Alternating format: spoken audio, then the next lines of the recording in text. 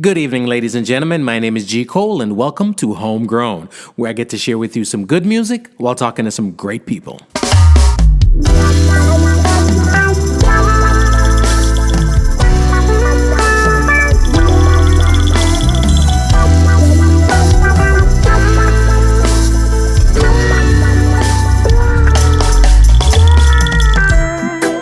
Hello world, I hope you're feeling as good as I am. I want to big up all my homegrown listeners and welcome all the new listeners.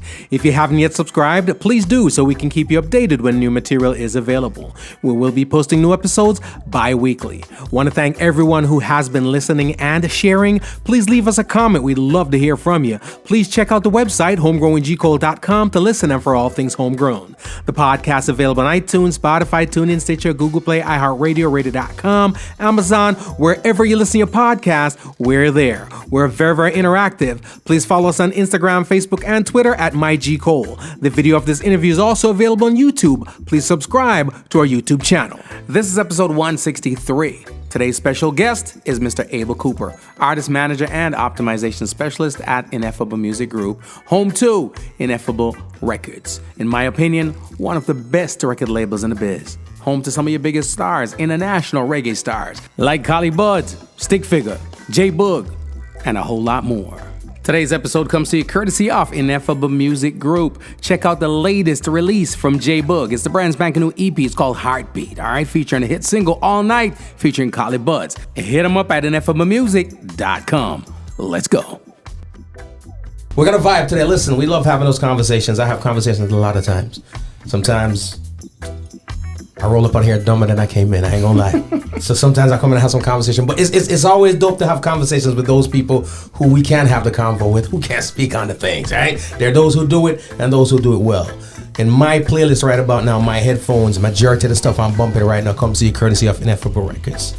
So that means those are the ones doing it well. All right, so right now we sent out the black van, we kidnap people, because that's how we do what we do. Collie Buddz, you escape for now, but it ain't gonna be forever. We get our people, right? So we send the black van out, we throw them in the back, we bring them in.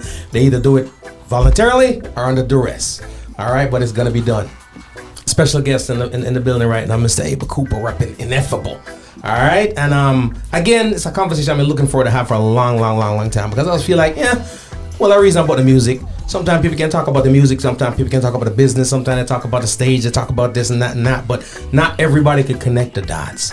So it is indeed a pleasure to sit down and have this conversation right about now. We're going to get into it. Again, remember, if you haven't yet subscribed to the podcast, we're available on iTunes, Spotify, TuneIn, Stitcher, Google Play, iHeartRadio, Radio.com, YouTube, wherever you listen to your podcast, we're there. Amazon, Prime, all that good stuff, all right? We'll listen to some great music. We talk to some great people. Let's go. Welcome to the party, sir. Well going. Thank you, sir. Everything good? Yes, sir. Good to see you.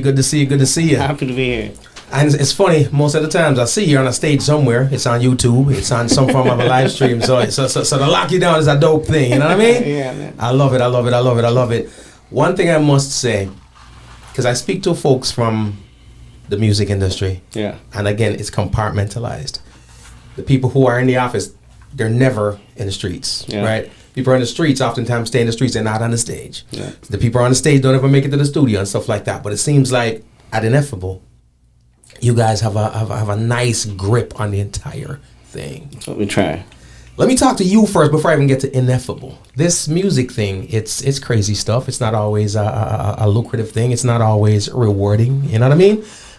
Of course, everybody that's listening and watching thinks it is. Right? Once you tell them, I'm with the record label as far as you're concerned, You've made it big. You made it big. Yeah. You know what I mean? It's you and it's Elon and them. You know what I mean? That's what they say. That's how the bucks be rolling in. But it's a lot of work. Yeah. And sometimes it's not rewarding. So talk to me a little bit about how Abel got into this. For sure.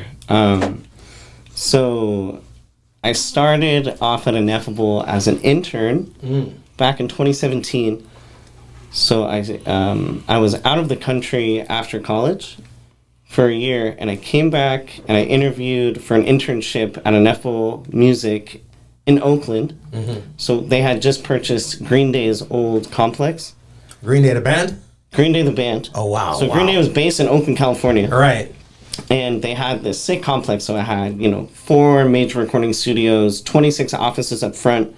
It's a big complex, big parking lot. And it's kind of like in one of the hoods in Oakland. So it's in East Oakland. It was called Jingletown. It still is called Jingletown. Wow. But it's not Jingletown based off of the music. Right. It was partially because of the automatic weapon shells hitting the ground. This was like back in the 80s and 90s. Oh, damn. Okay. Yeah. Okay. But, so now the neighborhood's gotten a little bit better, but it's not even like a fancy neighborhood at all in Oakland. So Ineffable had just purchased that straight off of Green Day in 2016. So I came in as an intern, an unpaid intern. I started, it was like a 3-month internship. And early on into the internship, I had linked with Kali, but just randomly. So we used to like play, 4-on-4 basketball in the parking lot every day. And it was just a few people out in Ineffable who liked to play basketball. There was a hoop. So we played basketball. One of the days, Kali, I think, was recording part of Hybrid right in the very beginning. And he was just like kind of chilling, watching us play. And I looked over at one of the guys we were playing with. I was like, "Yo, is that Kali?" And I had been a huge fan of Kali since I was 16. Right. So when Come Around and came out, me and all my friends back home, like we were just like bumping that shit like crazy. So we were just like playing. It was like that and Come Around. We were just like that, Blind to all the stuff like from that first album. Right. We were playing hard when I was 16 and first started smoking weed, all that kind of stuff, right? Yep. And so that was a big deal for me. And I knew that Kali was signed to Ineffable. Part of the draw of me wanting to work there. And I always knew I wanted to do something in music. My family's very musical. My dad was in a rock and roll band back in the 60s. And so something in music always seemed like it was part of my future, but I didn't know exactly what at all. Right. And even when I was an intern, I had no clue where it was going to take me, what I actually wanted. Right. I was just like 23 and hungry, Wow. So I was just like, I'll do anything. I felt like I would do anything. Right. And at the same time, I was working at a Japanese restaurant, waiting tables. I was bartending. And I started my internship. And in that 3 months, I was working 72 hours a week between those three. Right. And all of it was in the hopes that I could quit those other 2 jobs and start working at Ineffable full time. Right. Which is what ended up happening. Right. But within that first 3 months, so I linked up with Kali quickly, so I went up and said Kali that day. I was playing basketball, and I was all sweaty. My hair was all crazy, and I just shook his hand. And he, looking back on it now, I'm like, he talked to me like how he talks to like a fan, right? A fan who tells him that they're a big fan of his, right? And he's such a professional. He's such a sweet guy. I know that that voice, that face that he kind of puts on, and he's genuine. But like he puts, he gives that person that real like moment of like. I appreciate you, thank you, kind of thing. Right. And he gave me that.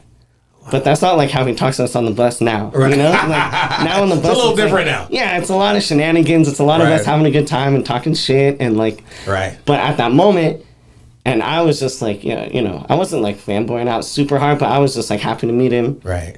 And the next day they were flying out on the Good Life Europe tour, and I drove them to the airport, and me and Kali were in the front seat.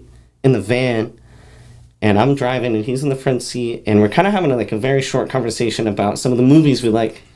And he was like, I like Superbad, Old School, some of these like Judd Apatow sort of like stony movies. And that's the shit that like I had been growing up on when I was 15, 16, starting to smoke weed with my homies back in the day. Right. And I was like, oh, sick. Like, he likes this stuff too. That's kind of cool. Right. We into the same stuff. And I was like, and I looked at him and I was like, yo, I'm going to be touring with you one day. Right. And he looked over at me and he was like, yo, what's your name again? Like, he was like, had no clue. For him, I was just like another like random intern. Right. Because he had seen people like me just cycled throughout the day, right? Because he had been doing this stuff for so long at the time. Yeah.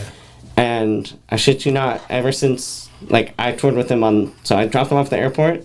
I was on the next tour, and I haven't missed a tour since. Wow.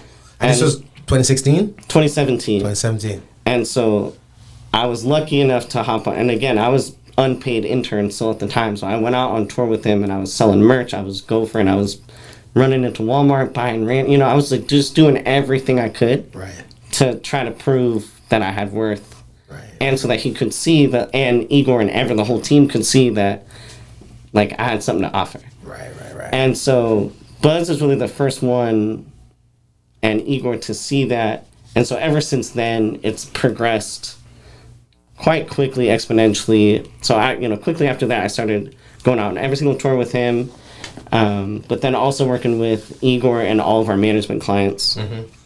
So now outside of, Kali, we're working with The Green, working with J-Boog, Expendables, Jesse Royal. We're ended up working now, like, our management client list between me and Igor of the people that I'm actually working with directly. Right. It's about 7 or 8 actual management clients that I'm helping look after and making sure that everything's working properly. Right. Kali's one of the ones that I tour with pretty much exclusively. Where, like, I haven't missed a tour. I won't miss a tour. I might miss a couple dates here and there. I got a wedding coming up of my friends. I got to hop off tour for 2 days. So gotta have a little bit of a life, just a little bit. Barely.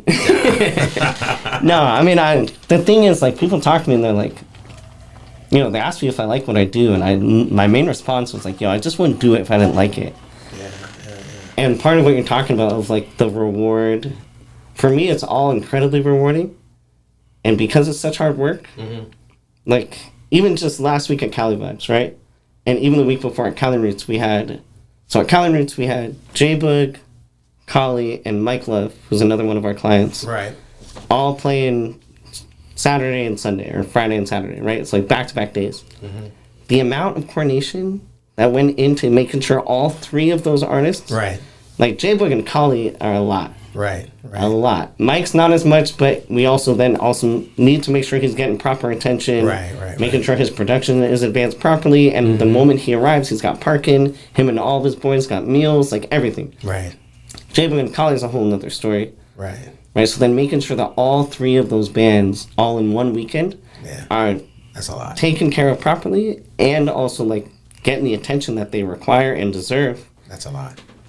But then the moment that it all happens, that feeling is crazy. Right. Because that's the reward. It's incredibly rewarding. And it's like, so, like, Boog and his business manager wife, Elle, right? They were both, like, just incredibly ecstatic. They were just like, this is amazing. Like, thank you guys so much. So they feel it. They see it. They know it. Right. Kali, like, it's what he expects, but it's also just what he knows. Because we've been able to provide him with... From the jump. Right. But the thing is, like, back in Kali's Sony days, it was so much different. Right. So before we really started working with him, like how we are now, it was a lot different. And he didn't really know a lot of the shit that was going on back then. He had Dino and Kevin who were working with him properly back in Sony, but it was just a whole different story. Right. So now he knows what we do. He knows what to expect. So, like, after the Cali Roots weekend, he just sort of jetted off, and he was like, yep, great weekend, peace, He was like, all right, I'm done. But Cali Vibes was the same, so Cali Vibes was then 2 weekends later, and again, we had Boog and Kali back-to-back. They were actually on 2 different stages, playing within 30 minutes of each other. Wow. So you guys got to coordinate that. Straight double duty, right? Wow. And so Igor and I are like, and again, we're planning this stuff 6-7 weeks out. So we got a lot of time, but so much of it comes down to, like, sometimes the day, the moment of exactly how do we do this, exactly what's going on. So what exactly is your title? So with Kali, I'm part of the management team, and I tour manage with him exclusively. Okay. At Ineffable, I work on artist management, and then I also do royalty optimization. And so part of that really includes, the start of that came out during COVID, when we weren't touring as much, almost at all, right? Right.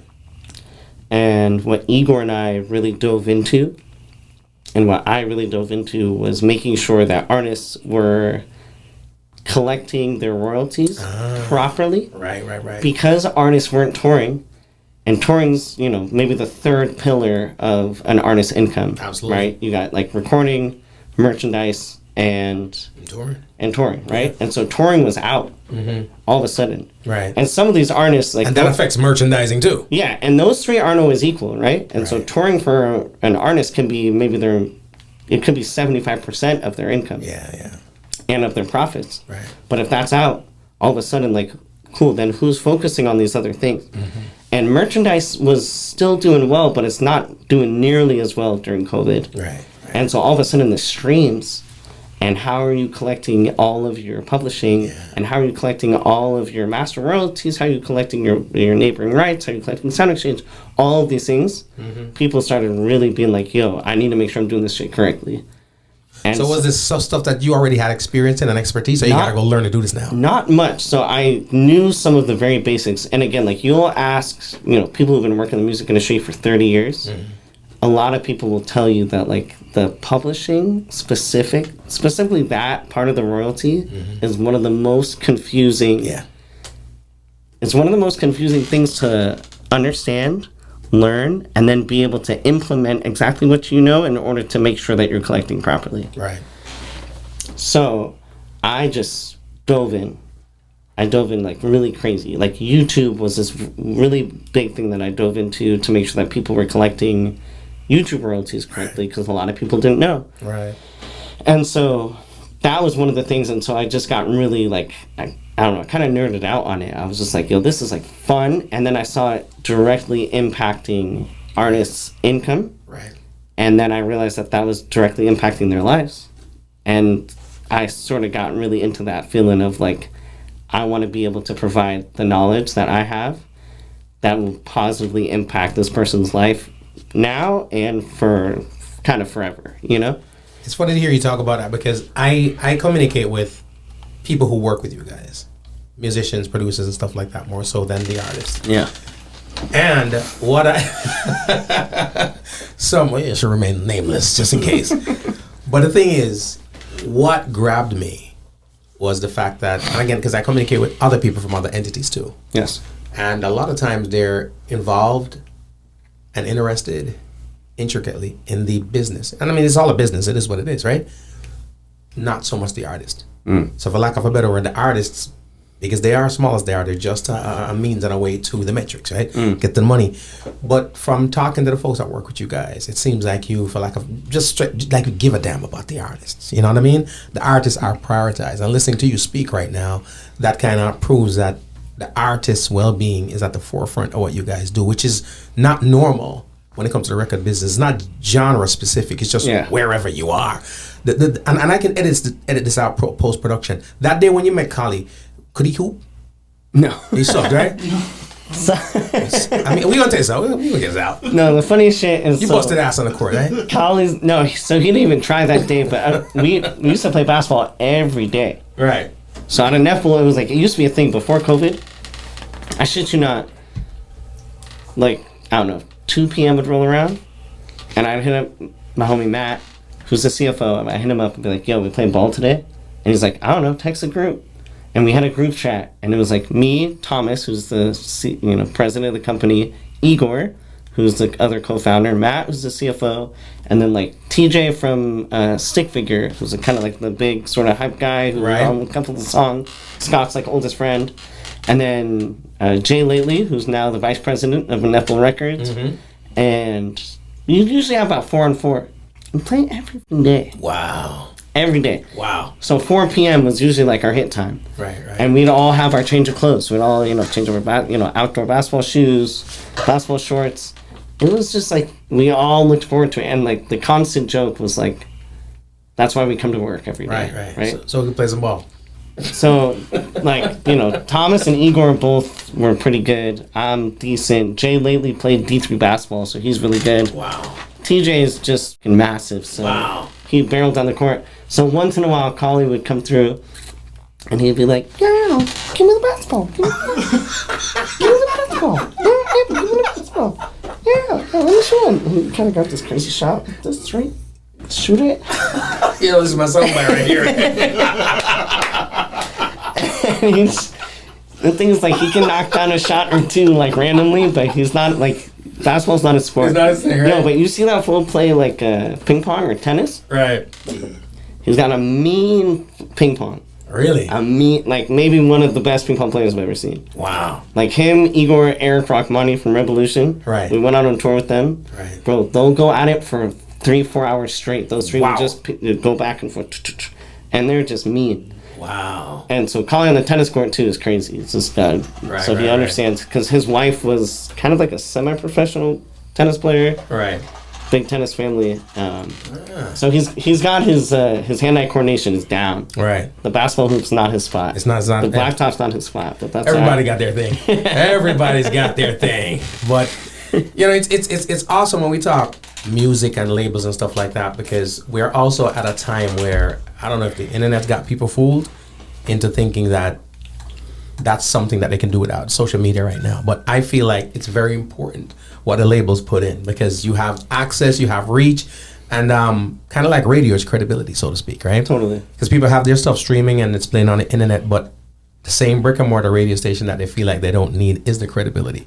You know, and for an artist to hear their song playing on radio is way different from hearing it playing on Spotify. Totally.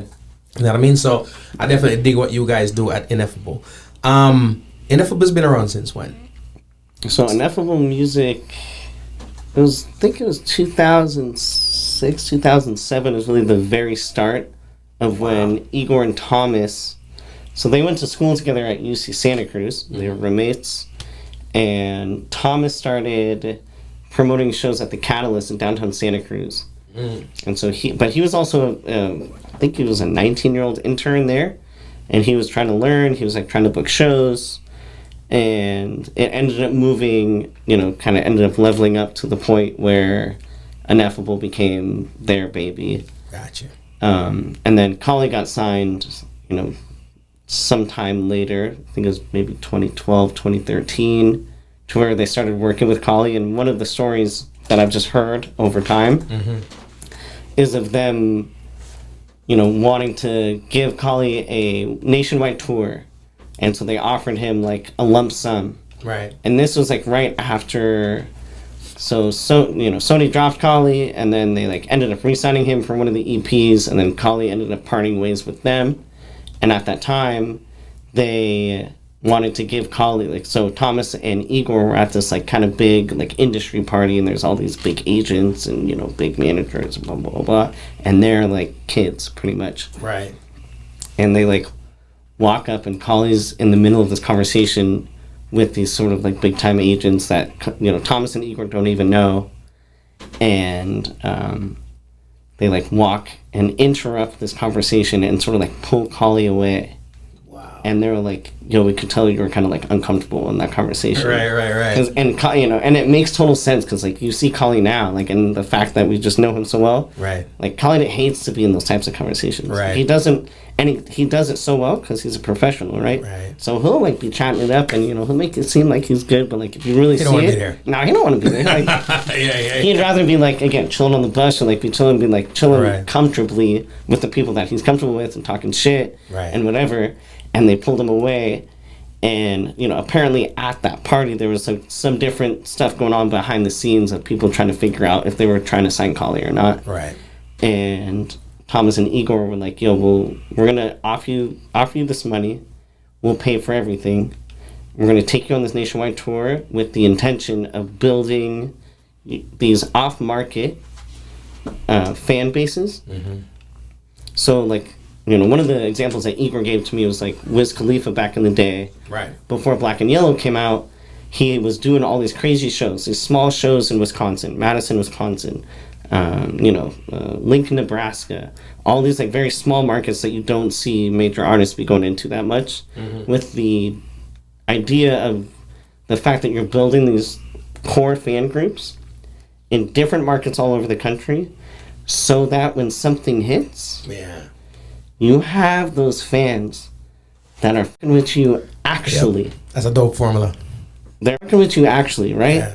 And they actually love you. And you have them everywhere. So when Black and Yellow came out for Wiz, Right. it was a hit. Right. Right? So like, a hit's a hit. Right. Hit's a hit no matter what. Right. But he had the hit, but he also had the history, and he had the fans to support it, and then then it blew up like crazy. Right. Then it became one of the biggest hits in the world. You're like, oh my god! All of a sudden, like Black and Yellow is just a crazy hit, and then like his career is history after that. Like, then it took off, and then it was out of control. And so for Kali, but a lot of the times with Sony and with the major labels, that's not necessarily what they're trying to do. Correct. Right? They're trying to make sure that like, all right, we're gonna play you at the Rose Bowl, or we're trying to play you, downtown LA.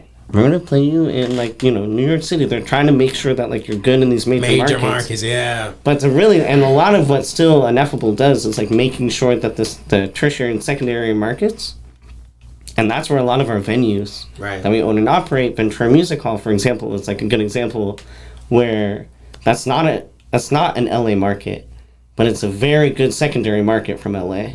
About an hour and a half away. Someone can play LA, and then on their way up north, they can hit up Ventura, and you have a whole different market that you're able to hit with Ventura. Right. Same thing with like Santa Cruz, right?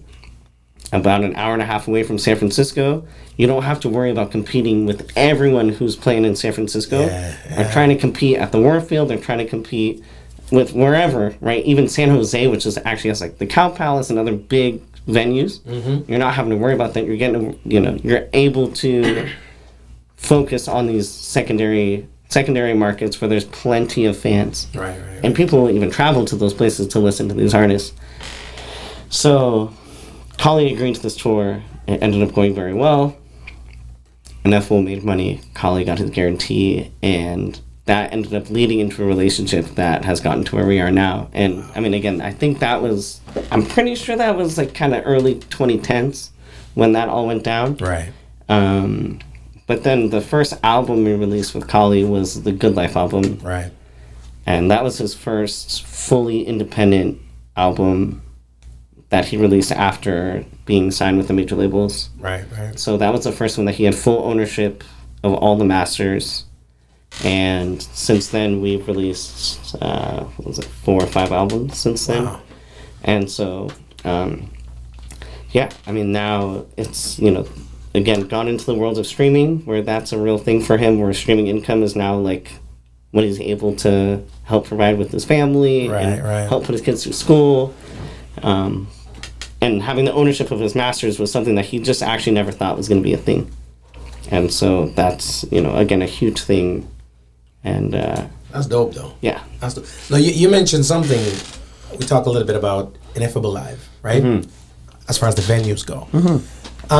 It's funny. I remember having conversations with some folks before even kind of dialing into Ineffable, the entity. I was always into the music and just, soaking the music in and then tying it all together as far as where all this music coming from. I've always thought two things, that if at all a label could do this, I think it would work wonders for the artist, for the label, for the industry, for the genre, which is to have a stake in radio. I mean, maybe it's OCI, conflict of interest or whatever, but who cares? So it's kind of like a stake in radio, to where you control the distributorship, how that music goes out to the masses and listening ears. But not only that, music in general, and especially reggae music and what we deem Indian world music, non-mainstream, so to speak. Yeah. The live music aspect of it is the most important part of it.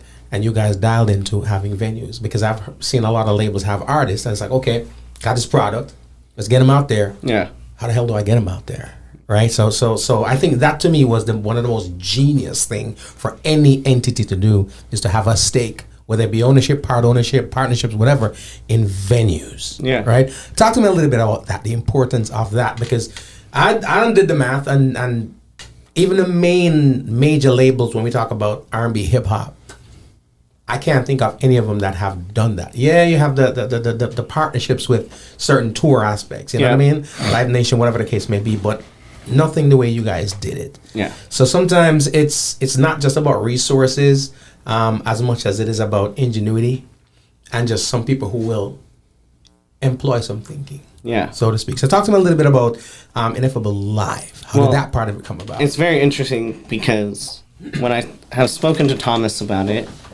who again, the owner and president of the company, that's where it all started.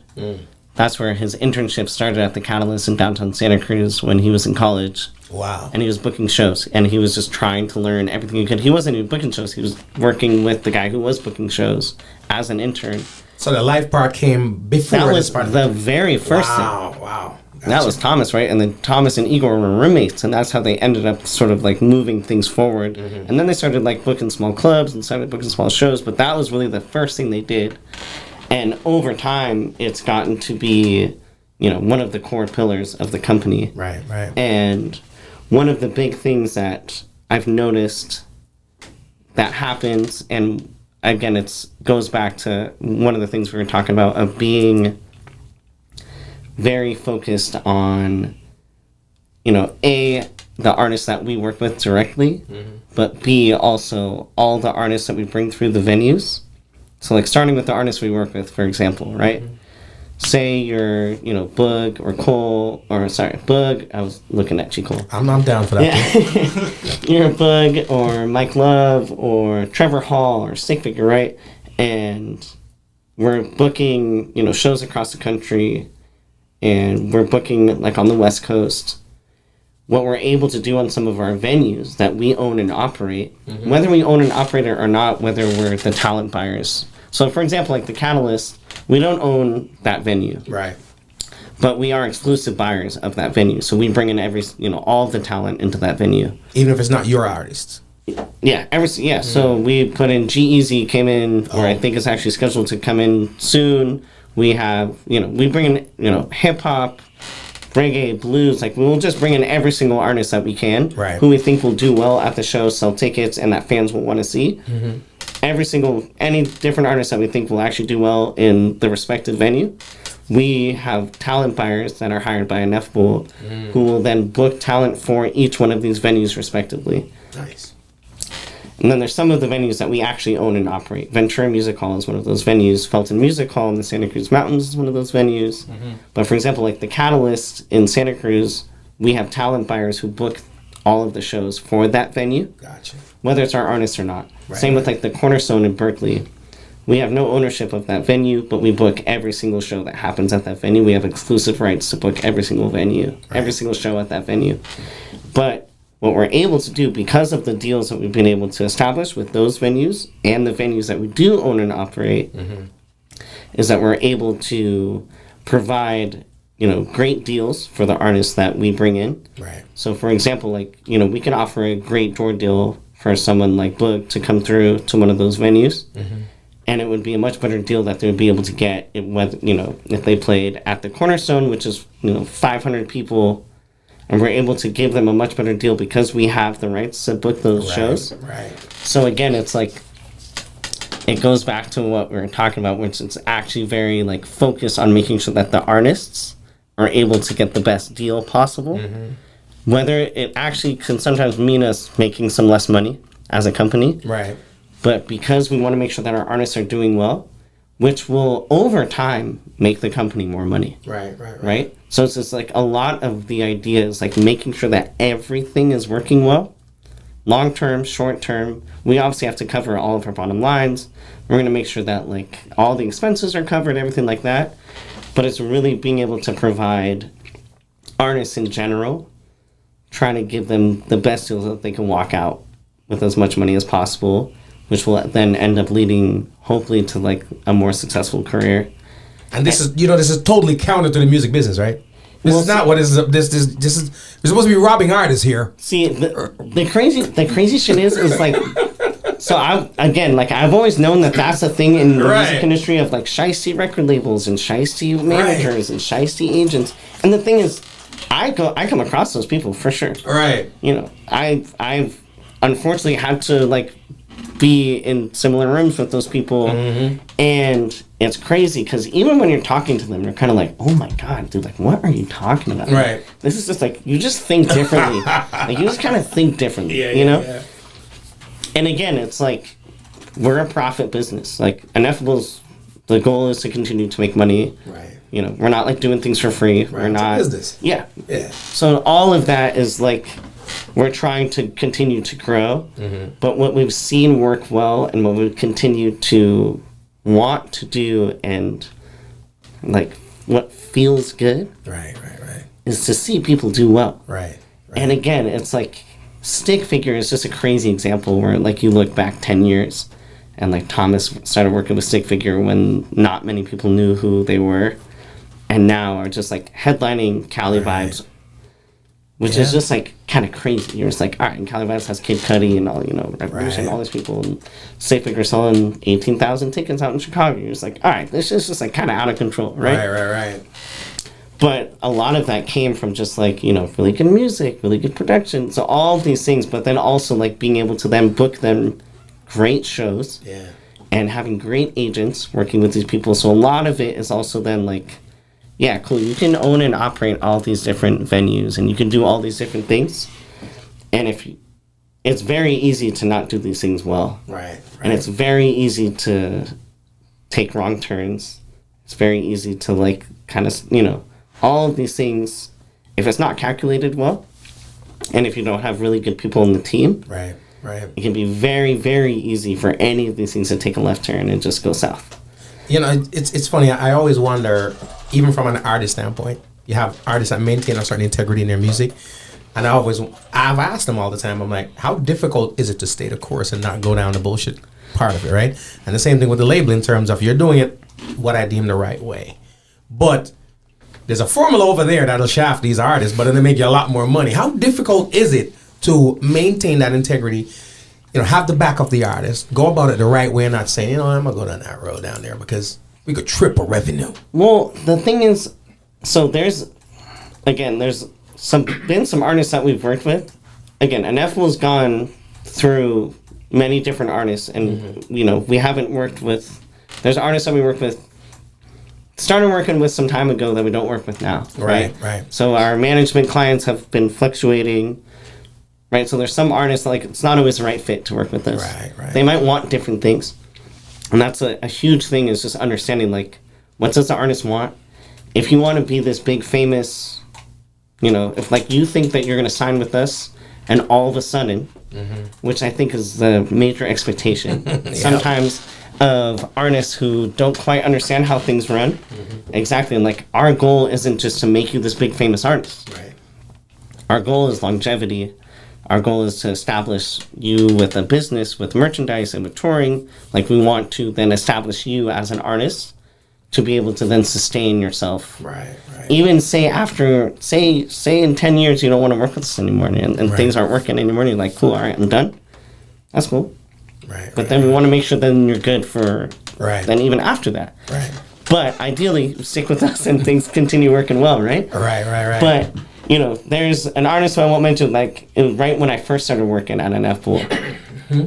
And I was working on the desk of, you know, one of the guys I was working with, and he was just like, yo, like, they want to be like Post Malone right now. And they think that I'm going to make them like Post Malone. Right. And it's not going to happen, man. Like, he's like, it's not even like they're not good enough, but, like, that's not what we're here for. Right.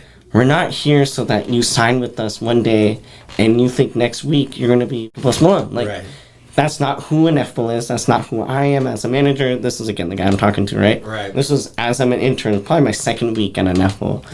And shortly after that, they parted ways. And he was, you know, the guy I was working with, he was bummed out. And he was like, I thought I was going to make that work. And yet he was like, that was probably never going to work. Right?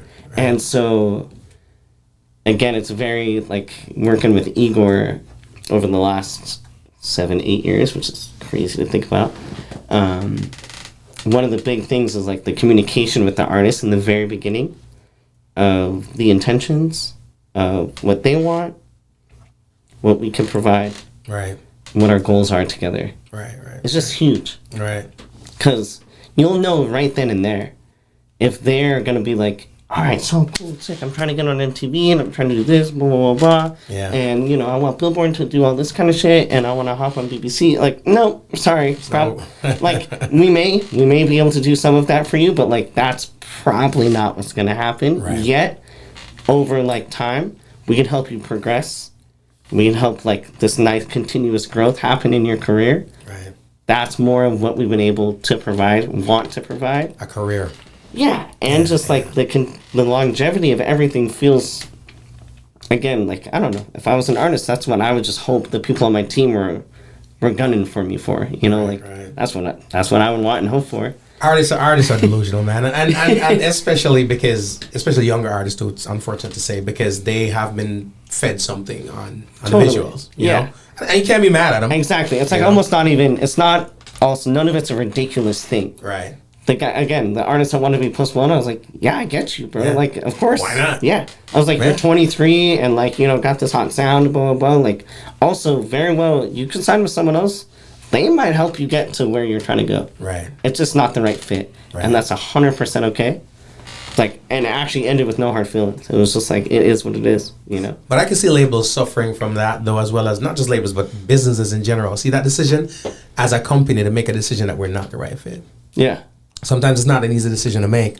But not only that, it's sometimes you are looking at talent. I know this kid's got it. Totally. But there's something in the mix here that's just not the right fit. Yeah. And if I hold on to him, then we may have an implosion. We may have an issue later that may damage not only the relationship, but both of us. Yeah. You know, because the fact that you guys part on those kind of terms means that even later on, when they go grow and realize that, okay, I was a little bit unrealistic, maybe they circle back another year or two from, you know what I mean? Yeah.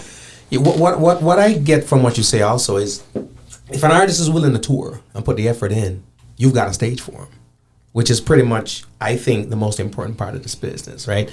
That's you make the music, pipes to the radio, yes, through the streaming services, but we need stages because these are the people who are coming to see the shows. Yeah. And I think 20 years ago, entities would probably see it as backwards. Let's focus on the recording and everything first. We'll figure out the stage later. Yeah. But it seems like you guys said, nah, screw it. We're gonna figure out this first, and then we'll create something to put out there for the masses. I truly feel like it's hard for me to know if that was all incredibly intentional, exactly in that process of how that unfolded. Right. Because of how Thomas and them started on the live side. Because from the live side, I ended up coming into the management side.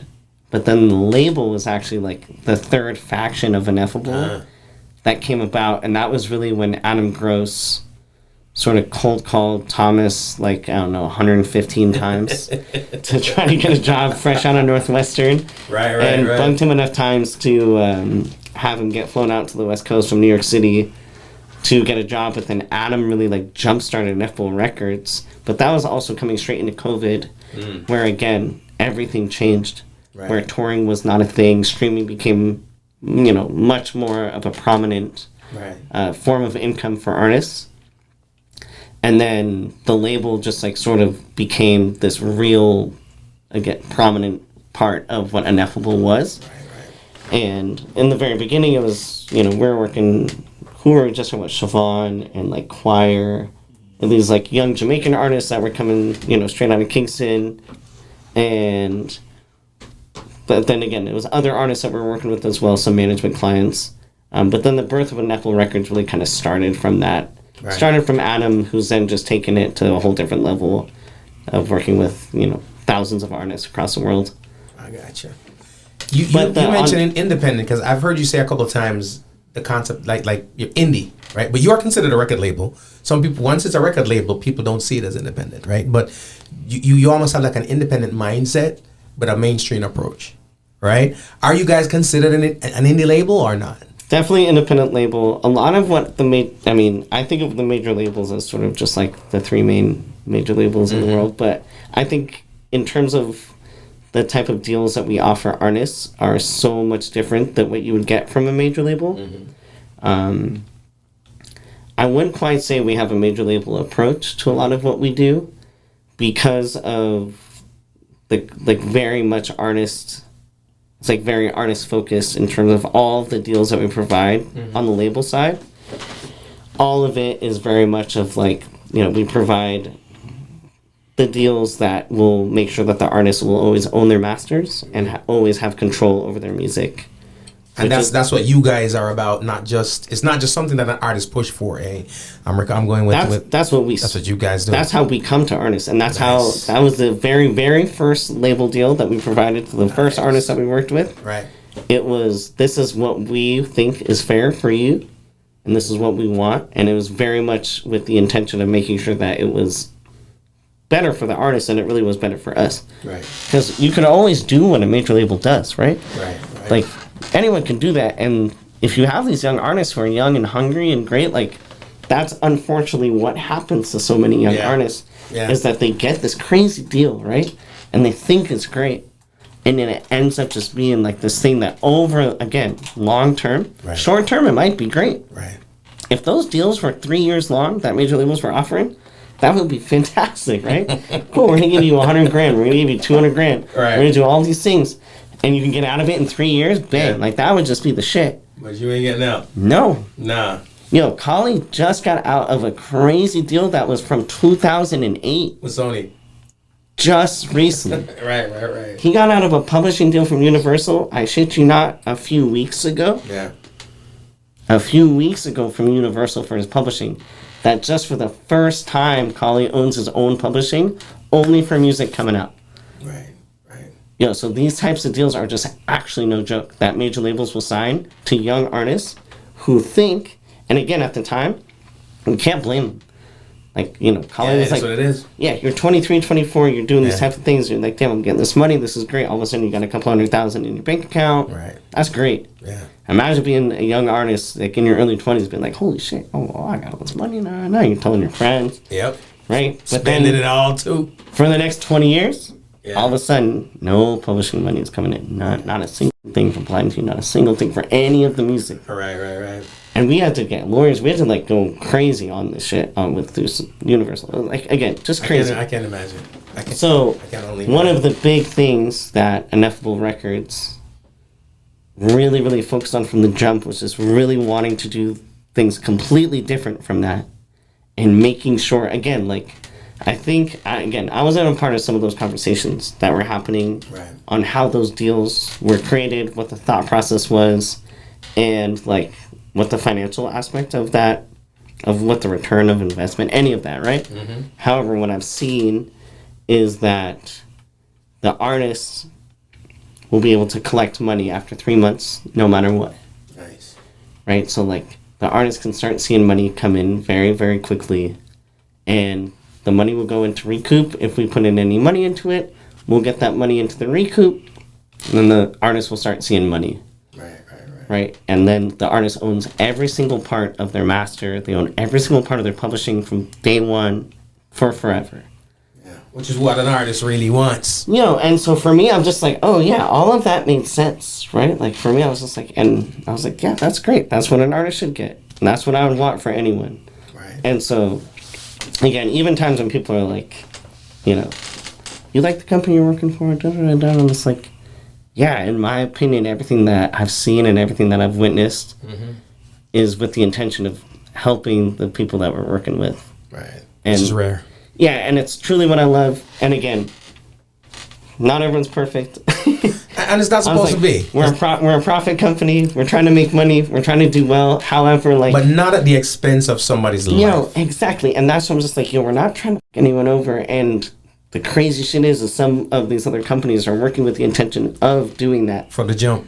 That's the intention. That because again, I have conversations, too many. Yeah. Right.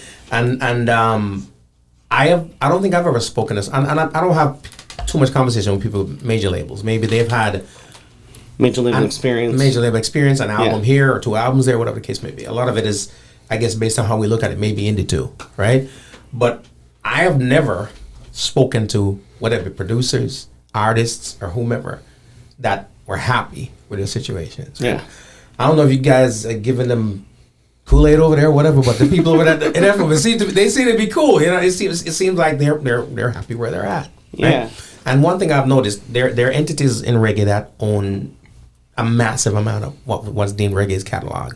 A lot of this is historic too, from then till now. But I have also seen their rosters slim.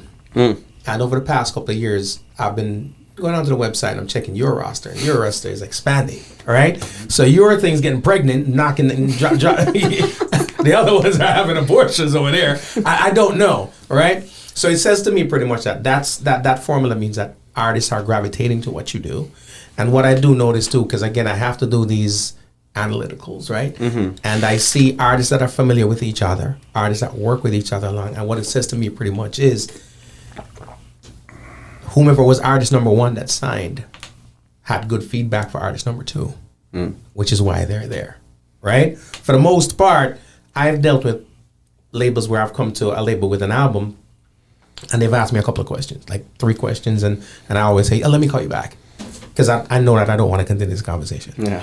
And they've asked me about the publishing, who owns it, who owns the rights to the music, your presence on social media, a whole bunch of shit. Yeah. The question that they never asked me was, let me hear the music. Never asked, let me hear the music, right? Yeah. Which said to me from the get-go that I'm in the wrong place. Yeah. So I just have to find my way out of that. So that's one thing I have noticed is that the folks over there at Ineffable, and not you guys, I'm talking about the artists. Yeah. They seem to be in a good place, right? So kudos to you guys. Good to hear. Thank you. You guys are doing good things. Reggae. And I comb through, and it's not just reggae that you're involved in, but it's a heavy part of it, right? Reggae, some would say, is not the most lucrative genre of music out here in the world, right? Correct. Historically, I've got my theories on why. You know, we started out Kumbaya, started out it's all good, peace, love, and whatever the case may be. It's not materialism like most of the other genres. Yeah. You can't just change it 30 years later. Yeah. You know what I mean? So it's not necessarily going to be the most lucrative avenue to go down. Where's this passion for reggae come from? Well, in the very beginning, I know Ineffable was doing a lot of hip hop. So in the very beginning, we were working with some Bay Area hip hop artists, Hieroglyphics, and so I know from when Igor and Thomas were working with a lot of these hip hop artists, and things were lucrative enough to keep things moving forward, and yet the transition sort of started happening when they realized that, like, unfortunately, with some of the hip-hop artists, then comes kind of with some drama, and there's stuff going on, and there's, like, kind of some beefs here and there, and there's some city drama going on. Right. And they realize that, like, part of that culture, even though, and that's what they grew up on. Right. Thomas and Igor, right? They grew up on a lot of the hip-hop, and that's actually what I grew up on a lot of as well. And what, like, maybe I'd actually be normally gravitated to was, like, be working with hip-hop artists. I grew up listening to some reggae, but, like, didn't end up, like, growing up with a lot of reggae in my house. Right. But, like, love Bob Marley, but we also, like, love Sublime and love Nirvana, but my parents were big, like, Otis Redding, Tracy Chapman. Right. A lot of that stuff, like, ended up being played when I was a kid. Right. So for the origin of the reggae, I think Kali, again, it kind of goes back to him, where Kali, I think, originally just had this sound that was a little bit of both. Right. Obviously, Kali's origin is reggae. Right. And his upbringing was reggae. And you talk to Kali now, and he's like, yeah, my brother showed me, pretty much everything Kali knows about reggae, like, he would attribute to his brother of showing him all these crazy, super old school tracks. And you'll talk to anyone who travels with Kali now, and he has, like, this playlist of just Garnet Silk and all these old, and he'll play, like, pretty much the same songs, but it's all these really old, legendary stuff that Kali grew up on, loves still, and will, like, probably just continue to love for the rest of his life, and has been a huge inspiration for him. And so, I mean, for me, when I listened to Kali's first album when I was 16 years old, it was like, it had a street feel to it. So I had a little bit of a hip hop sort of like grit kind of. I was like, oh yeah, it feels like this is like what crazy crossover, right? Like, again, shout out to all the people who are working on that album. Right. And again, that was with Sony, so it's like, you got to shout out to all those people for, like, doing that album incredibly well. Yeah, that they did. Incredibly well, right? That ended up just, like, jumpstarting his entire career. So, but I know, like, that really was, I think, the first reggae artist that Ineffable started working with, and that was Thomas and Igor back in the very beginning. Gotcha. And so I think Kali really was that person. And then, because Kali teamed up with Stick Figure on Smoke and Love, that ended up reaching an entirely different market. Right? So that ends up reaching out. Huge record. Yeah. Still, both of their biggest records. Oh, really? Both of their biggest records. They got gold certified RA a couple years ago at Cali Vibes.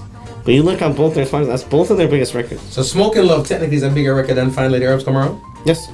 Wow. Across all platforms. Wow. On Spotify alone, I think it has 114 million streams. But Stick Figure's biggest record, Kali's biggest record. Nice. And, like, still to this day, like, you'll go on the back end of Spotify, it's like getting, 240,000 streams a week. Right. Crazy, right? Yeah. It's just going nuts. Deservedly so. 240 maybe a month is actually what I'm thinking of. But it goes crazy. Right. So, but when that ended up happening, like, originally, you'll see some of these old posters, and Stick Figure supporting Kali back in the day. It was like 2014, I think 2013. Right. And it's like Kali puts his headlining and Stick Figure supporting them, and Kali, put Scott on that track. Right. Which ended up just being this crazy big track. Right. But what it did was it just reached an entirely different sort of like West Coast reggae market, right? Which is like this West Coast sort of like surf vibes, skate vibes, which ended up defining this entirely different genre of like Dirty Heads, Revolution, Slightly Stupid. Slightly Stupid have been doing this shit also for a very long time. That they have. And which is also going back to like Sublime days, right? Which is maybe then like, okay, cool, then like how far back are we going on the sort of West Coast surf rock reggae, which is like, you know, Sublime is getting their inspiration also from the actual old school ska and reggae music. So you're going back then like far in different realms. But for Ineffable in terms of the reggae, like it ended up progressing, I think, from Kali into Stick Figure. And then from what I know, the hip hop things started fizzling out because they realized that like the type of a lot of it, what I think is like the type of energy that was going into the artists wasn't being necessarily reciprocated back in terms of like, hey, we want you to do well. It ended up being a little bit more just like complicated in work and just like it just wasn't quite functioning as you would want it to function. And when wasn't cool and easy. Yeah, so when but I mean, again, those are all still great guys. Like all that, and none of that ended with any bad blood. Right. And we'll still, like, I think Hieroglyphics is playing at one of our venues here shortly, and Souls of Mischief is another one of the bands that, like, I think is playing at Ventura Music Hall next month. All great guys. So even if the business goes away, the relationship doesn't necessarily go away. Not all the time. Sometimes it does. Now that record, that Smoking Love record. So you're saying that was a Kali Buzz record? So that Slightly Stupid ended up on it? Because all this time I thought it was a Slightly Stupid Stick Figure. A Stick Figure, I'm sorry. Yeah, all this time I thought it was a Stick Figure record. It is a Stick Figure record, and so, but at the time when that first record was started, like Kali was a much bigger artist than Stick Figure. So what it did for Stick Figure at that time was made Stick Figure much more of a name. Yeah. Now things are a little different, right? So Stick Figure ends, you know, Stick Figure shit has just gone absolutely out of control. Yeah. Out of control within the U.S. Yeah. Stick Figure outside of the U.S. is a little different. Like, Kali outside of the U.S. can do different numbers than Stick can do. Right. But within the U.S., home, they got a lot. Stick just might be, like, one of the biggest artists now within, like, that type of reggae scene. Yeah. And Kali, but at that time, again, you'll see posters, and it's like, Kali's bringing out Stick Figure when Kali's headlining these shows. Right. And at that time, Smoke and Love was generated, right? It was a Stick Figure track that Kali ended up popping on. That's a dope record. Yeah. One of my favorites. Crazy record. And so, like, you know, we did Kali hopped on the Stick Figure tour, what was it? 2021, maybe? And so Stick was headlining, but, you know, Kali came out on support. And every single night, you know, Kali would hop on with Stick and do the Smoke and Love on the Stick set. And, it, you know... Crazy. You just never get a response like that. And it's just like, people just go absolutely nuts, you know? It's just like, the fans love it. Even when Kali doesn't hop on, I just happen to be side stage at Kali Vibes when, you know, Stick played that. And Kali had already flown back right after Kali Vibes. Kali got driven straight to the airport. Literally the moment he hopped off stage, hopped on a flight, went back to the studio in Oakland and started working on the next album. Wow. But I happened to be on stage for Stick Figure, and, you know, the fans, again, even if Kali's not on stage, Scott starts playing Smoke and Love. Yeah. Yeah, the fans just go like ape shit. Crazy. Yeah, they love that shit. I dig that. When we talk, you mentioned the markets too, right? Because that's the one thing too as a label that you got to focus on is the marketplace. Reggae as a whole. The reggae that comes from Jamaica, their strongest market is the UK and Europe, especially if you're a Love's Rock artist. But they've been working their asses off over the years to try to tap into the US market. All right, and then we have the what we call the US market now, the J-Bugs, the folks from out west, you know, Hawaii, Cali, Fiji, all that good stuff that have a handle on this market. Is there the same amount of interest from you and your artists that are in the U.S. market, so to speak, to expand out into UK and Europe as the efforts are being put in for them to break into this market, or is it like, nah, we're good, the U.S. market's our home? I think 100% the intention is to try to expand markets no matter who you are and where you are. it's not always that easy. Mm-hmm. I think for someone like, Boog, who started, he's from Compton, but really Hawaii is kind of like his home market. Mm-hmm. And that's where he considers home. Right. And so Boog's maybe one of the biggest artists like that you would say to come out of Hawaii. Right. And it's, he's great. He's got, major fans down in Australia, New Zealand, Fiji, even out in Japan. Right. And so much of it, I think, is like where you are. And it's also the type of music that you're like really putting out. And it's so difficult to be able to break out of whatever. It's also like the genre, very genre specific. So someone like Stick Figure, for example, right? Right. Or like, the Expendables and a lot of these sort of like West Coast reggae, surf rock type of artists, they'll have a very difficult time breaking out of the US market. And however, like, things can continue to change always because things always are changing. Right? And so, like, someone like Soja, for example, we don't manage them. We don't have, no real affiliation.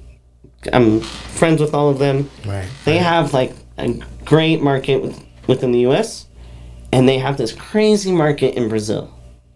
Right? So, like, Brazil, like, and South America just, like, love Soja. Soja is huge. Yeah, Soja's huge. Soja's huge. And yet, like, they'll sell more tickets in Brazil than they will in certain markets within the U.S. Wow.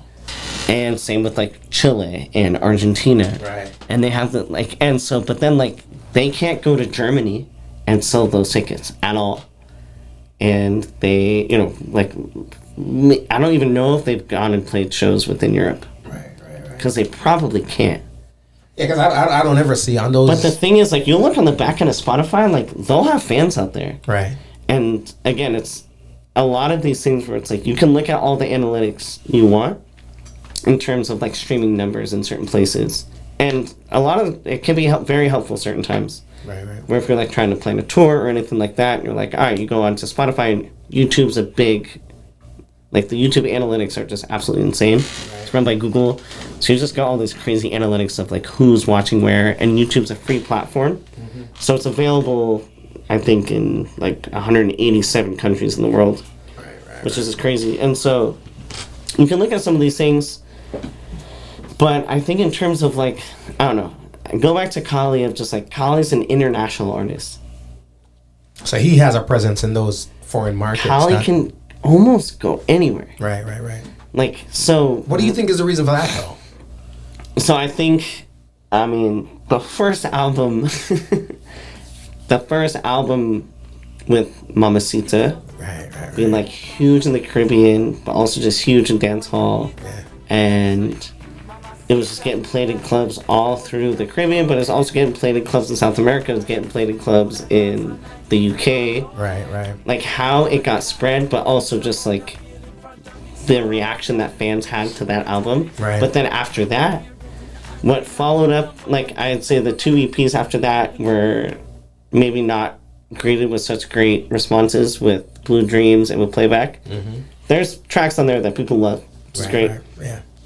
But then you have like Good Life, right, off of the Good Life album. And so like that, I think, ended up reaching out to a whole different market within the US specifically. But then you see that and like Good Life's a huge song out in Germany. Right. It's a huge song out in Germany. But then you got like Hybrid, and then all of a sudden you got Love and Reggae, which just like became a global hit. Anthem. Global hit, huge anthem, weed anthem. It got like really, the origin of how that really started was like came out of clubs in Jamaica because we sent it to all these DJs out in Jamaica. Right. So it became huge, but then all of a sudden we started seeing all this crazy shit happen out in Europe, South America, Japan, Philippines, right? So there's certain things that can happen with different artists. Mm-hmm. Kali's one of the very few artists that we work with, maybe the only one, that I feel like can almost play anywhere within the world. Right. And cool, you might not be selling 3,000 tickets anywhere in the world, right? Like he's going to sell more tickets in San Diego and New York City and Miami than he will sell like, in Hamburg, Germany or possibly even like in London we sell pretty good tickets, but we get offered, there's like random shit that will come in from like Japan, like random stuff that come in from the Philippines. We just got an offer the other day from like Dubai, and some of those shows are like DJ sets that Colin doesn't really fit anymore. Right. Because he wants to bring in Brian, he wants to bring in the whole band. Right. And so Colin will pretty much like make that. So we just like, before we even tell Colin when we get those offers, we just tell them no. Right. Unless they can bring out everyone. Right. So we bring out the whole band, it's band sets only. He wants that to be the experience that fans get. Right. How important is that though, to maintain the integrity of the music? Because if you notice, and I mean, I understand that the the economics of it. Sometimes it's just not financially viable. But some artists will just say, you know what, I understand that, and it doesn't mean we can't come. It just means that the revenue is going to be less, right?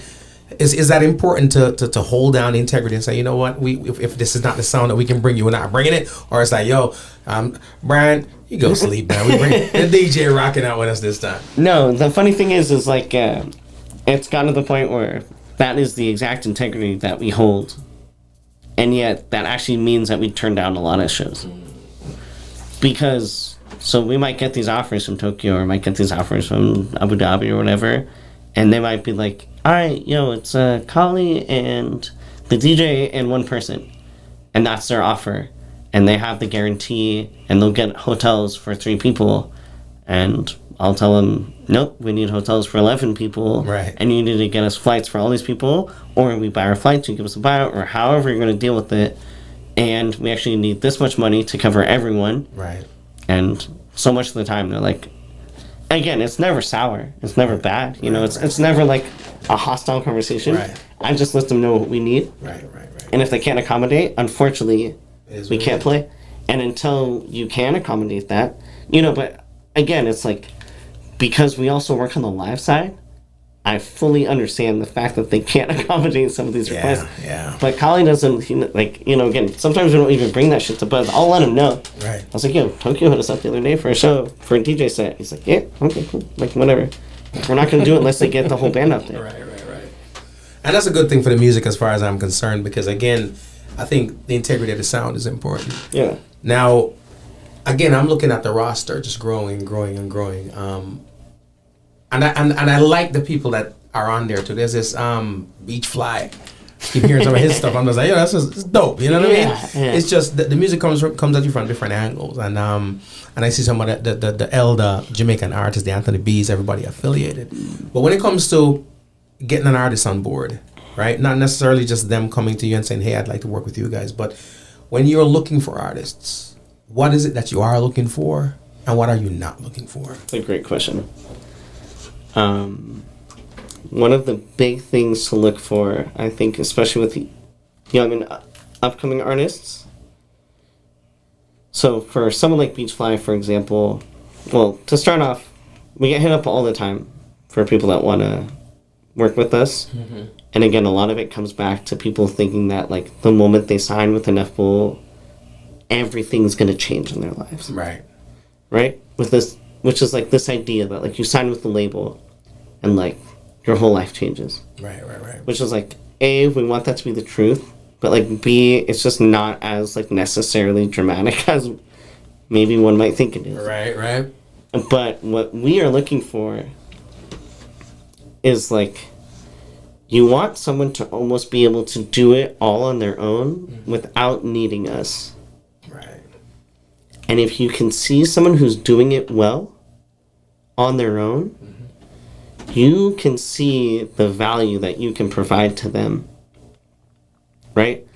So it's like, you see this artist and they got good social media content. It doesn't matter, like, if they have 10,000 followers, 200 followers, but, like, they're, like, posting stuff. They got all their stuff on lock. And a lot of it is just like, oh, cute. You see them having the drive to pursue what they want and their dream and their desire and, like, this vision that they have. And if their drive is really, really serious, and you know that they have stuff in the works, that they're working on music, that they're not just like, oh, yeah, I'm just going to, like, hit up my random friend to mix my song and, you know, it's just like this guy, but like, all right, cool. They're actually trying to like elevate their production. They're trying to elevate their mixing. They're trying to elevate the mastering. They're doing, you know, like they're really doing things to try to continue and further their career. If you see them being able to do that well on their own, then we know the value we can provide to them. Right.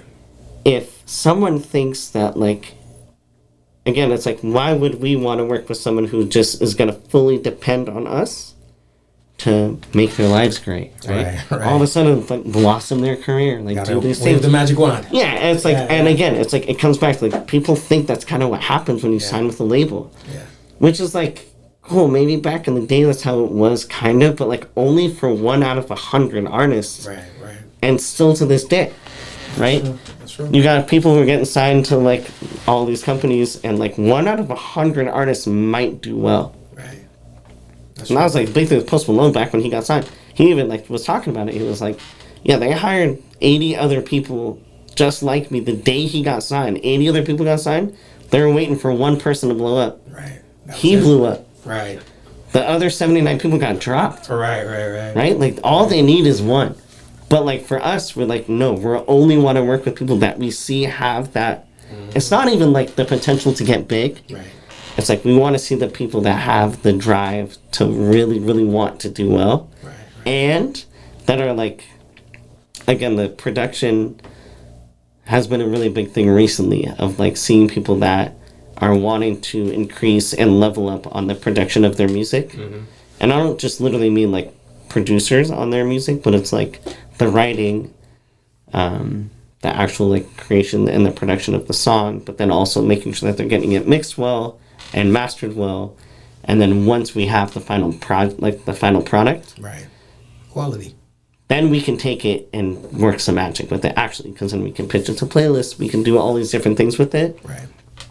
But no one's really going to care if we're going to work with an artist who kind of doesn't really care, but even then, like, gives us a final product that's 60% done, you know? Right. And we start trying to pitch that as this amazing thing that we want to get put on some crazy playlist on Spotify or Apple or Pandora.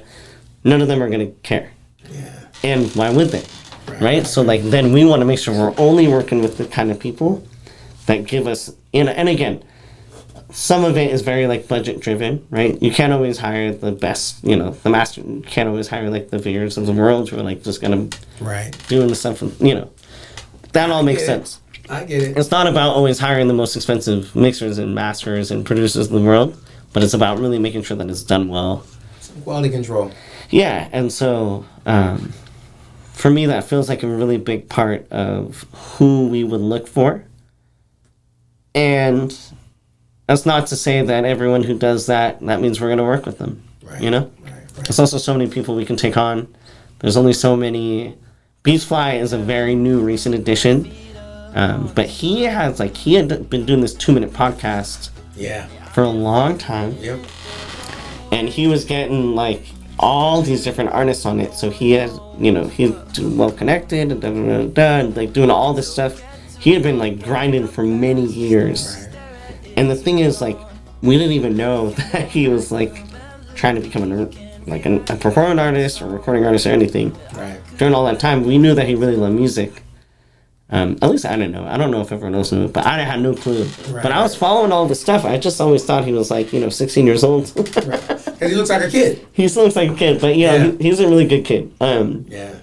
I just met him at Reggae Rise Up out in St. Pete out in March, and then saw him, I think, out at Cali Roots recently. And, you know, he's bright, and he's opening up for us tomorrow at Miami. And I think he's actually he's on 3 of these 4 Florida shows with us. He's on Jupiter also. I think Jupiter and St. Pete. I might be missing. He's on 3 of these 4. I forget which ones. He's definitely tomorrow in Jupiter. Right. That's he's dope, a good kid, young and very hungry, and I imagine he's very excited to be where he's at right now. I can't imagine. Again, when I have these conversations about labels and what you guys, it's very rarely that I have conversations I can say, I feel like somebody's doing it right. Because there are certain things, it's like politics and religion or whatever the case may be. Yeah. When you talk about it, you're trying to chop it down. You know what I mean? For the most part, you're not sitting here and say, you know what I mean? These politicians are great. You're sitting out here pulling the resume and be like, he sucks, he got kids over there. This and that. You know what I mean? Yeah. But when I watch what you guys do, that's why I was like, I think it's important to have a conversation, because many people watch, many people listen, and I think oftentimes people need to know that it can be done properly. I'm not gonna, people got differences in how they choose to operate. Totally. But if it's being done well, if it ain't broke, maybe you guys are setting a formula, a precedence that the others need to follow. It truly is a huge draw of, again, it sounds kind of corny, but it's like why I love working where I work and like doing what I do. And I tell my fiance, I tell everyone this, I'm just like, it's like the things that I'm working towards, I feel like are like working towards a good cause. Nice. And I would have such a hard time working with a company whose sole intention is to like, not like harm people, but just like treat people poorly, Pillage. And so much of what I've seen at Ineffable is just the exact opposite, which is just like truly trying to help the people that we're working with, that we're working for, that are working for us. Like the full circle just feels, and it's truly like that even internally. It's just like everyone's treating each other well and having fun and like loving what they do. And so much of it is like gnarly. So much of it is intense. It's a lot of hard work. Yeah. It's a lot of late nights, early mornings, random weekends, all weekend. Well, the once or twice that I've been in and around the entity, right? Yeah. On the show, one of them was a Jerk Fest down here. I'm trying to remember where the other one was. And then one of my other partners was with you guys on one of the other shows, right? Nice. And the energy seems to be the same. It's not very, if you're faking the energy, you can't always do it. You know what I mean? You got to make sure, shit, he's here. Ha! You know what I mean? But for the most part, every time I'm around, I feel that energy. And I think that's what the artists in general are looking for and wish they had wherever they are. It's, when we think of Ineffable and what it actually means, if I'm being honest, the first time I heard of Ineffable, it never dawned on me to connect it to what the word really means. I thought it was just a label saying, you can't F with us. You know what I mean? I thought it was straight slang. Ineffable.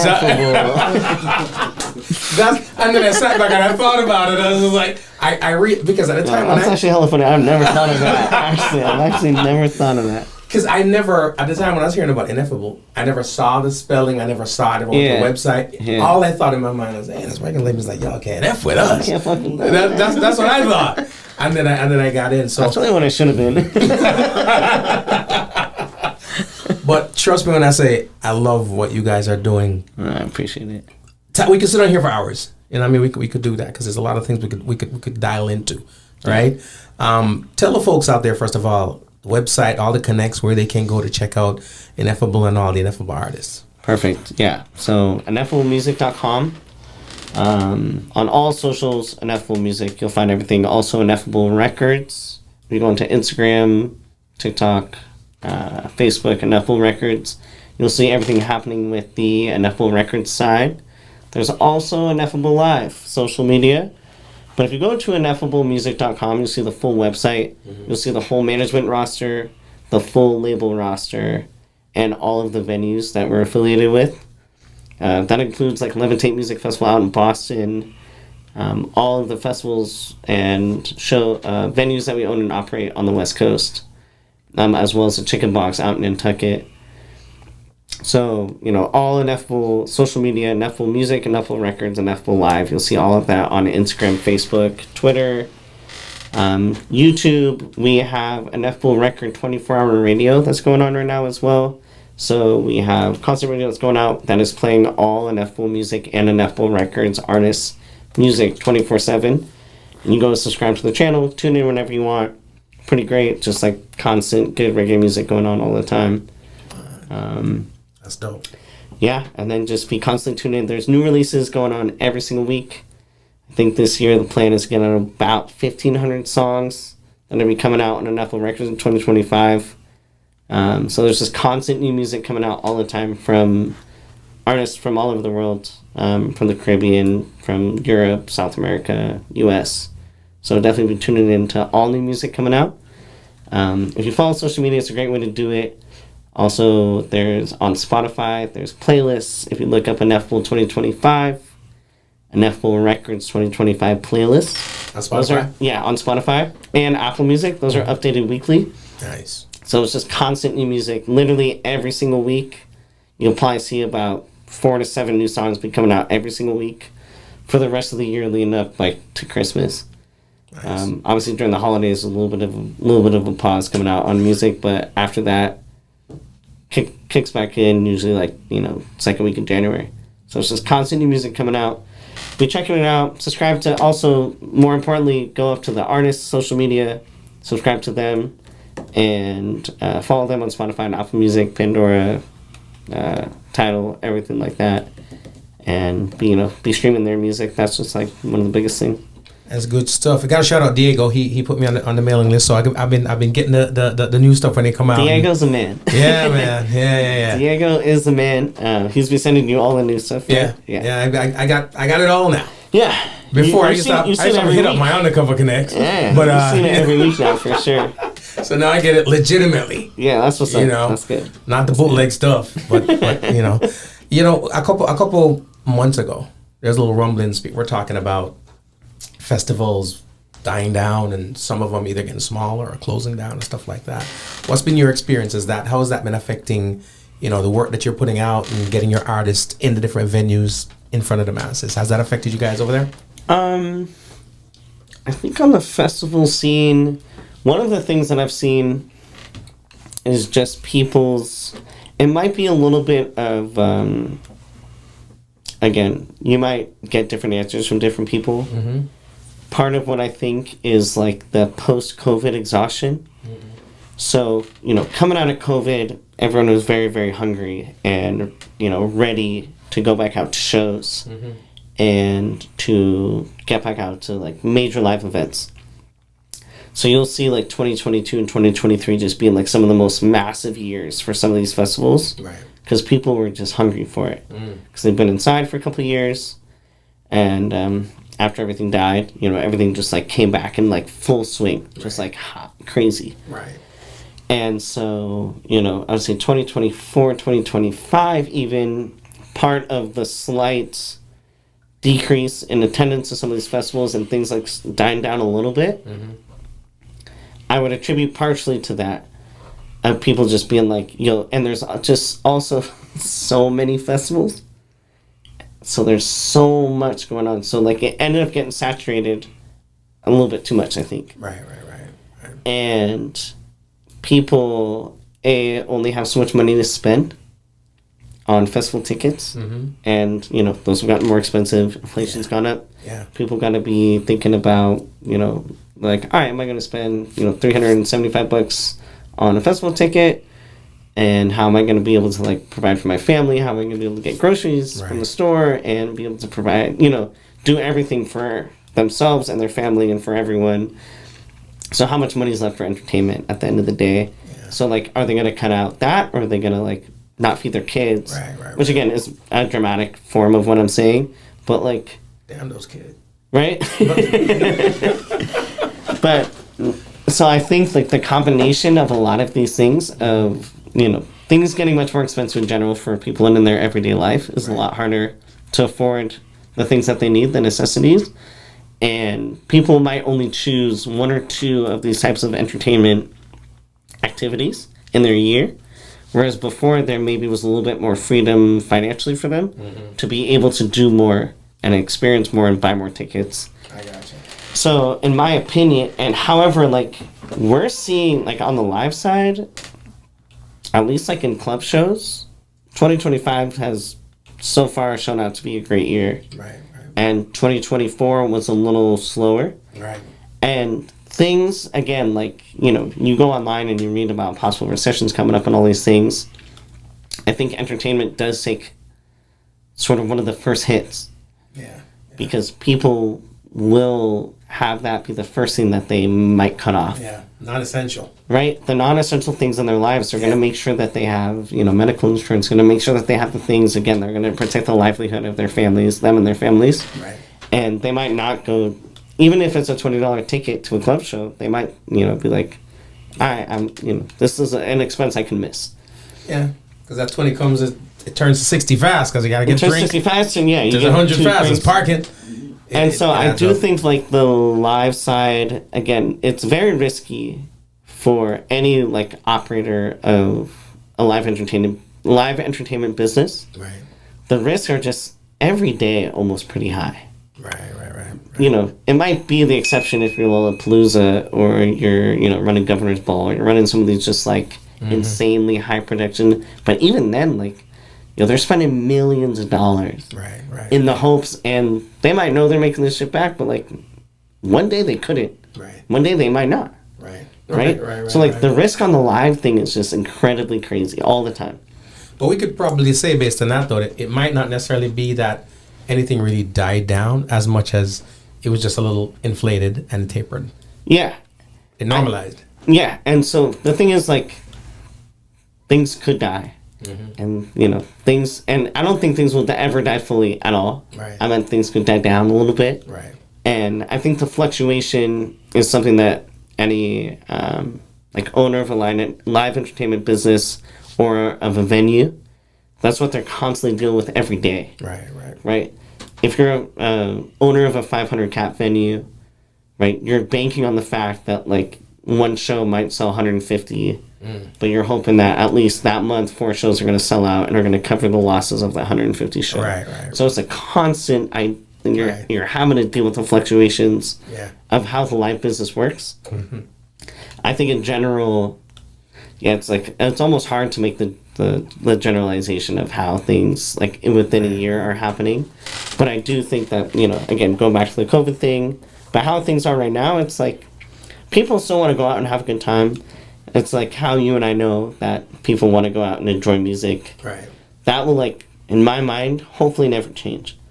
Right? People not just need an escape, but, like, live music just is kind of one of the best things ever. It's not the same. If you're not there in person, you can hear it. And I've told Brian before, I think there's only 1 or 2 shows I've ever watched live stream, and I felt it. I heard it. Yeah. But I didn't feel it. Yeah. It's not the different. same. It's different, man. And just like we see that tapering out is what we're going to call it of the live shows, I guess it's safe to say during COVID, streaming actually was ridiculous for these artists. Streaming became a much more prominent. I think it just like took a front stage. It became the main thing. Right. Because like what else really was there, right? You couldn't sell merch at a show. People were creating Patreons. You were hoping to sell merch off YouTube. You're trying to do anything you could to sell a few extra shirts. Right.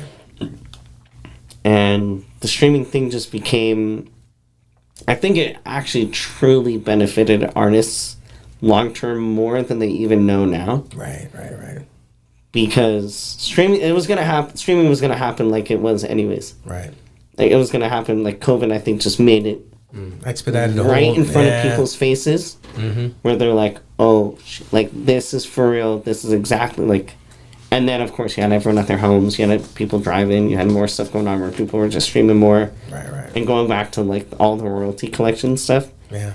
People started realizing they're like, "Oh, that's not just like the royalties you collect from the distributor. There's 15 other different types of royalties that every single artist should be collecting as long as they know what they're talking about, you know?" And trust me, I'm saying other labels aren't out there trying to find it for you. So, ladies and gentlemen, you might want to hit up Shenseea, where you at? You might want to hit up Ineffable. All right, man. Abel, thank you so much for your time, bro. I appreciate it, man. Like I said, appreciate it, man. You know where we are. So when you're back off the road, you know what I mean, come back in, bring some of the artists with you. I appreciate it. You know, one particular artist was supposed to do an interview. We never made the interview happen. I'm trying to not send the fan for him. I ain't trying to call Collie Bud's name like that. But I'm just saying that we were supposed to have the convoy. It never happened. But we going to make it happen somehow, some way. You know, because again, we're not above the kidnapping. It's what we do. It's those times. Might have to happen. Yeah, we might have to work with it. But I appreciate it, man. Thank you so much. Yeah, man. Thank you so much, ladies and gentlemen. There it is. You. I know you've learned a lot. We got to go. Keep it moving. Keep it grooving. Let's get it. It's J Boog. It's Collie Buzz. Brand spanking new. It's a B-Will production. It's called All Night. We rolling out with this one. Yeah, man. Yeah. Some days are nice. Girl, it's even better when you're around me. You've got enough sugar and spice. Sweetness, your kiss tastes amazing. Go close, get comfortable, my darling. No time to love you up till the morning, even all night. Take my lead, push you to new heights. What you give to me is better than alright. I feel it in my soul, boy. We going all night. Take my lead, push you to new heights. What you give to me is better than alright. I feel it in my soul. Girl, you are the main feature. IMAX movie, senorita. Me love it when you turn on the heat, yeah. Love how you a move every right on you. So when you a groove to the rhythm, how you do it so smooth. Yeah, I miss her lately. I've been missing you on a daily. Your sweetness just hold me and take me. Them couldn't keep me away, friend them pay me. Yeah, oh. We going all night. Take my lead, push you to new heights. What you give to me is better than alright. I feel it in my soul, boy. We going all night. Take my lead, push you to new heights. What you give to me is better than alright. I feel it in my soul. Love the way your body push by me and you wind it out. You know what you do, give me pressure when you move it back to front. How precious is this sight? A sun in the spotlight, so bad you put the world on hold. Love the way your body push by me and you wind it out. You know what you do, give me pressure when you move it back to front. How precious is this sight? A sun in the spotlight, so bad you put the world on hold. We going all night. Take my lead, push you to new heights. What you give to me is better than alright. I feel it in my soul, boy. We going all night. Take my lead, push you to new heights. What you give to me is better than alright. I feel it in my soul.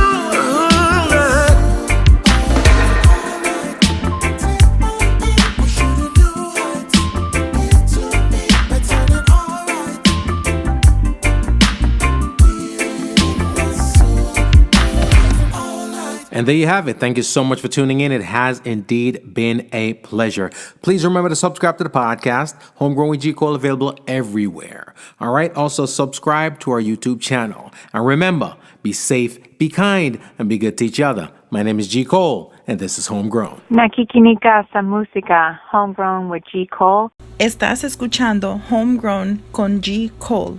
您现在正在收听的是 Homegrown with G. Cole. You're listening to Homegrown with G. Cole. Remember, all the music played here on the podcast Homegrown with G. Cole is available on iTunes, Spotify, Apple Music, and all your digital retailers. Please support the artists.